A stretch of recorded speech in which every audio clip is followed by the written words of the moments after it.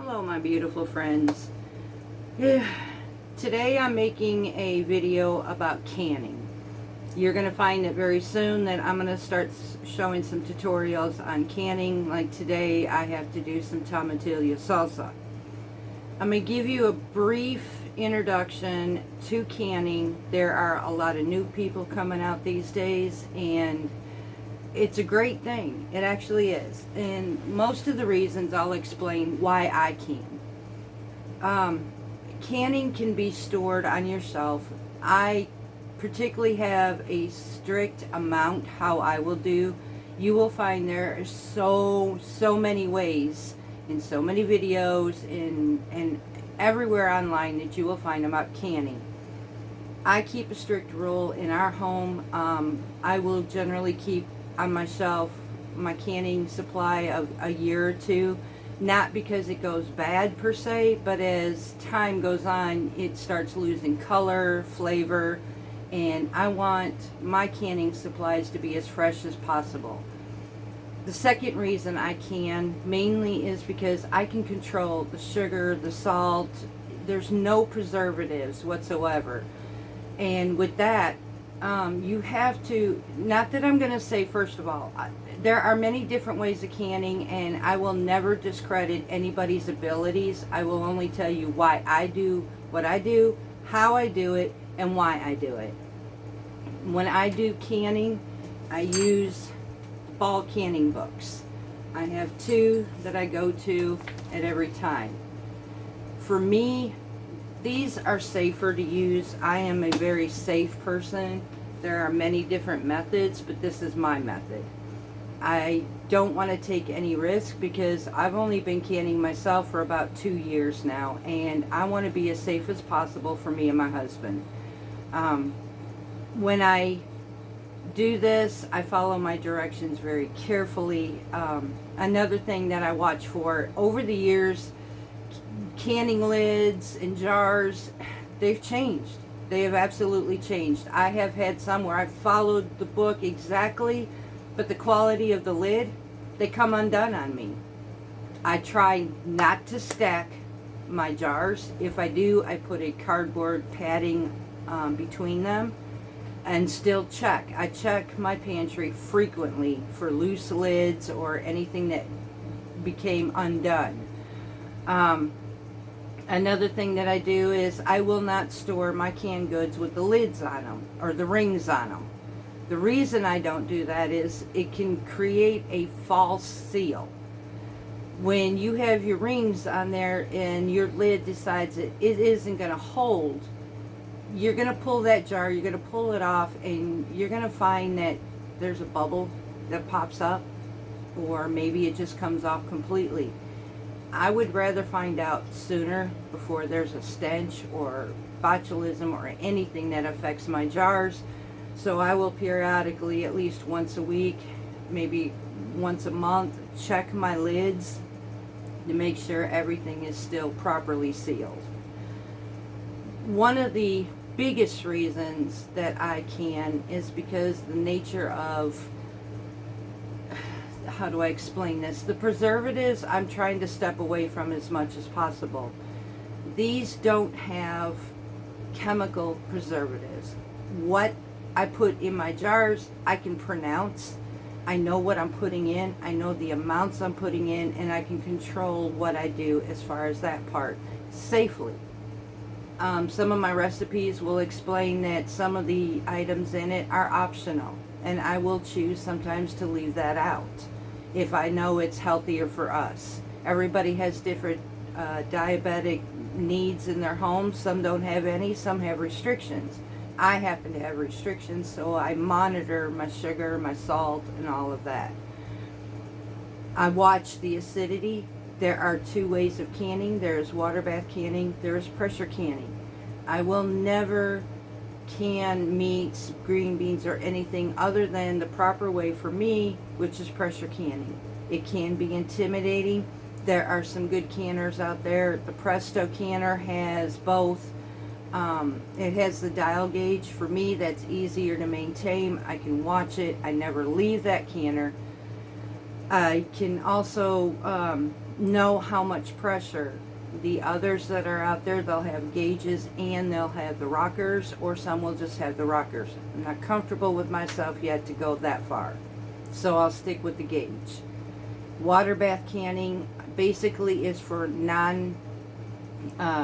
acidic food like tomatoes, jams, jellies, stuff like that. Meats, green beans, corn, those are your pressure canner, anything that is low acidic foods. I like the fact that there are no preservatives in my food, and they taste fresher to me. I love the fact that I can store them on my shelves and be able to have an entire winter season. I will take my summer crops, I will can them, and then even in my freezer.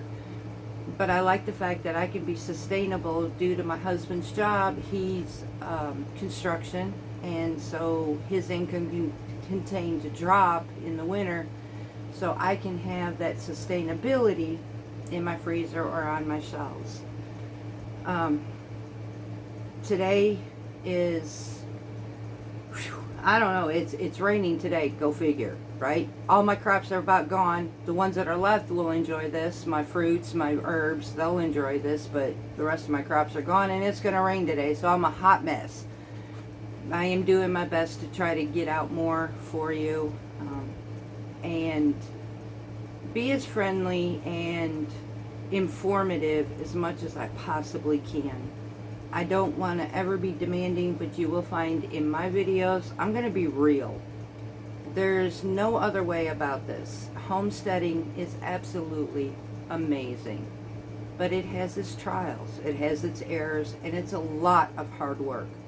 One day, I get brave enough and I can do this one-handed, I will take you on a journey and feeding my chickens and my turkeys. It's a trip. It's never the same every day. But you've got to enjoy what you do. A lot of people really want to get into this, and there's no certain way, big or small, anything, any little, even if you just grow pots on your patio, anything you can do for yourself is fine. And if you have a bad season like I'm doing this year, it seems, there is nothing to say you can't can your own food. Just because it didn't grow for you doesn't mean you can't can. There are fruit markets. There are markets out there where you can buy cases if you can find reasonable prices. I'm a type of homesteader that keeps in reality of we can't afford expensive. We can't afford expensive treatments or expensive compost or all these name brand stuff. Look, I am a poor homesteader who does my best to do what I can do. Sometimes I have success, sometimes I don't. Sometimes I find alternatives, sometimes I don't have to. But I'm real, and I will always be real with you. I am getting ready today to start dehydrating. Amazingly, my paprikas grew this year, so I have paprika. I have some new and exciting ways of making homemade paprika flavored that I'm getting ready to do, and I can't wait to share that with you. But I am going to be dehydrating my paprika, and once I get this down to where they're crispy, I take a small coffee grinder and powder it. I like my homemade. Again, I like what's in it. No unnamed preservatives that I can't pronounce. None of the caking agents. Everything is fresh, and it's when you get that flavor of freshness, you become very, very spoiled. I'm spoiled. I can't help it. But I love what I do. And the other part of it is, say, for instance, garlic powder. I do my own. One thing I've learned, it gets more enhanced flavor, so you don't need as much, and it goes a long way. Fresh, to me, is the best way to go. And it is different from the store-bought, but I'll tell you what, even if it's store-bought, folks, do what you have to do to sustain for your family. And I don't even care if it's buying canned goods to put on your shelf a little at a time. Anything you can do for yourselves saves you in the long run. Hit a sale. stock them up, and know that you've got comfortability. Yes, we are preppers. We're not doomsday preppers. We're not the go out and pile my cart type of preppers. I do what I can to grow my own. I get what I can afford. I'll bring it home and I'll work it. If I have one canning season of 3-pint jars, I'm happy with that because I've got 3 jars I never had before. Those are 3 jars. I don't have to go to the grocery store, pay high expensive prices, especially today, and know that I can go to those anytime I want to. Great or small, doesn't matter. Do what you can for yourselves.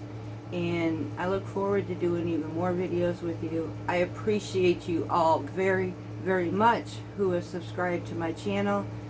Make sure you hit that like button, share, and if you continue to enjoy, I hope you enjoy the journey with me. And I love you dearly and look forward to seeing you again. Thank you.